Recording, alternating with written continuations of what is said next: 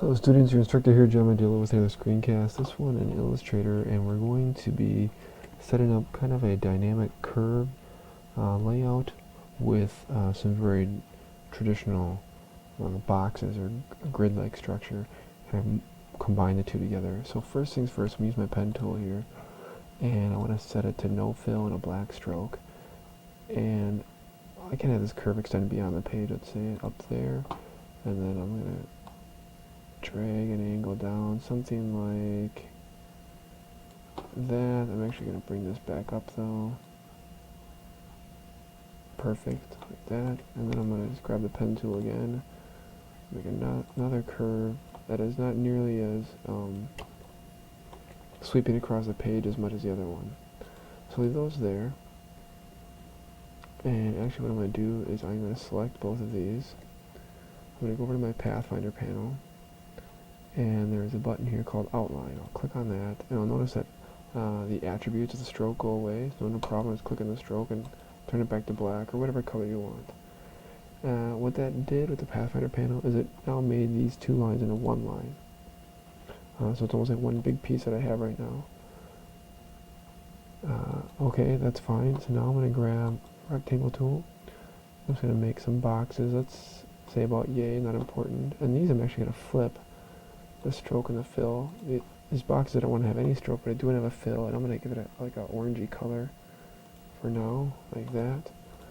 Then I'm going to click on this just to highlight it, then hold Alt and Shift and drag down with the mouse. Come on. Drag down with the mouse, then let go, then I make a straight line. And then the object transform again, which you can see is Control D. And do that 2 more times, Control D. That'll give me, make sure these are all evenly spaced, because I'm just transforming them again, so it's the same exact movement of distance, or distance of movement. Now that I have all these, what I'm going to do is I am going to take this graphic, which is in the background, I'm going to edit, copy it, I'm going to go back to this graphic, object, lock the selection, so I can't move this by accident. Then I'm going to take all of these shapes, object group them, and now edit, paste in front, and what that will do is paste an exact copy of these two curves as one object on top in the exact same placement. So I'll select this and then hold Shift and select this group, go back to my Pathfinder panel, and I will select divide. And what this should do, if I zoom in now, what this should do is actually give me, as you can see, where the paths are, a number of different shapes.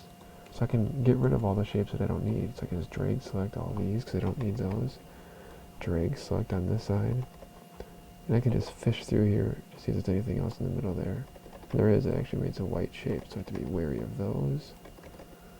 So select them and just backspace in them to delete them. All things like that. And that should cover it. So now I have that. And then what I can do is click on these, and I want to apply a gradient. So I will get my gradient panel,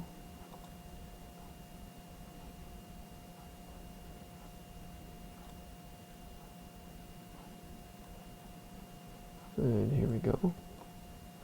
So I'm just going to click on this, give it a nice gradient, although I want it to be a much smoother gradient, so I'll open up my swatches here, and just for sake of this one, I will pick this orange and drag it on top of that, and then take this lighter orange or other orange and drag it on top of this, so it's much more subtle of a gradient, something like this.